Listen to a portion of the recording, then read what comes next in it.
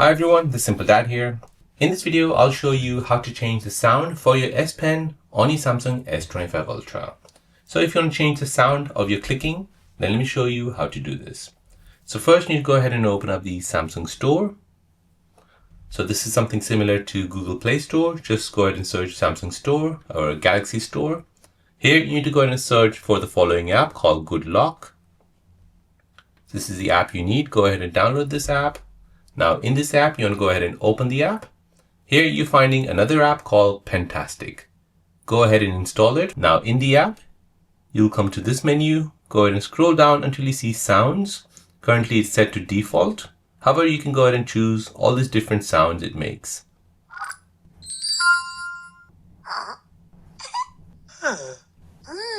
You can also choose your own custom sound by getting it from your gallery. For now, I'll go ahead and choose the hard sound. We'll tap on it and then tap on use. And so now I've set a custom sound for my S Pen on my Samsung S25 Ultra.